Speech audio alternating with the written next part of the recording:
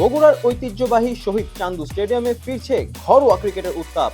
আগামী 23 ফেব্রুয়ারি থেকে শুরু হচ্ছে 12তম বাংলাদেশ ক্রিকেট লিগের ওয়ানডে আসর। আসরকে সামনে রেখে পুরোপুরি প্রস্তুত দেশের অন্যতম এই সেরা ভেন্যু। আজ 21 ফেব্রুয়ারি ছুটির দিনেও মাঠে ছিল ব্যস্ততা। বগুড়া ও রাজশাহীতে অনুশীলনে ঘাম ঝরিয়েছেন 4 দলের ক্রিকেটাররা।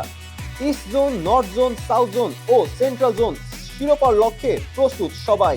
নির্বাচকদের মতে আসন্ন পাকিস্তান সিরিজের আগে ক্রিকেটারদের প্রস্তুতিতে গুরুত্বপূর্ণ ভূমিকা রাখবে এই ওয়ানডে আসর। ইস্ট জোনের কোচ রাজিন সালে বগুড়ার উইকেট ও সুযোগ সুবিধা নিয়ে আশাবাদী। তার মতে উত্তরবঙ্গের উইকেট সবসময় স্পোর্টিং, তাই এখানে বড় সংগ্রহ গড়ার সুযোগ থাকবে। বগুড়া সবসময় আমরা এনজয় করি এবং প্লেয়াররা এনজয় করে, কারণ আপনি শুধু গ্রাউন্ডস থেকে ড্রেসিং রুম থেকে শুরু করে প্রত্যেকটা জায়গায় মাঠটা খুব সুন্দর, উইকেট সুন্দর, ড্রেসিং রুম সুন্দর। আমি মনে করি যেটা অবশ্যই এটা আন্তর্জাতিক ভেন্যু এবং এটা হওয়া উচিত। আবার আশা করি যে প্লেয়াররা আছে টিম কম্বিনেশন ইনশাল্লাহ তারা যদি তাদের ফ্রুটফুল খেলতে পারে, আমরা আশা করি যে আমরা ভালো কিছু করবো। ওভারঅল আমাদের টিম আসলে সব মিলে গুড টিম এবং আমরা অনেক ভালো পজিটিভ যে আমরা সামনে ভালো কিছু করবো। বাট আমরা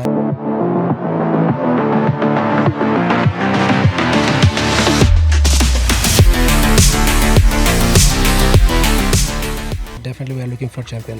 অন্যদিকে নর্থ জোনের কোচ হান্নান সরকার দেখছেন ব্যাটার ও বোলারদের সামনে চ্যালেঞ্জ। তার দলে রয়েছেন জাতীয় দলের বেশ কয়েকজন নিয়মিত মুখ, যা দলটিকে দিয়েছে বাড়তি আত্মবিশ্বাস। পুরা রাজশাহী এই দুটো উইকেটে যখন খেলা হয় আমরা ভালো উইকেট প্রত্যাশা করি এবং স্বাভাবিকভাবে এই উইকেটে খুব বেশি প্রেশার পড়ে না, কারণ খেলা অত বেশি হয় না, যার কারণে প্রেশারটাও কম পড়ে, উইকেট ভালো থাকে। অল্প সময়ের মধ্যে যে জেলিং করার যে বিষয়টা, যা একটা টিম বন্ডিং তৈরি করার যে বিষয়টা, সেটা খুব সহজ হয়েছে।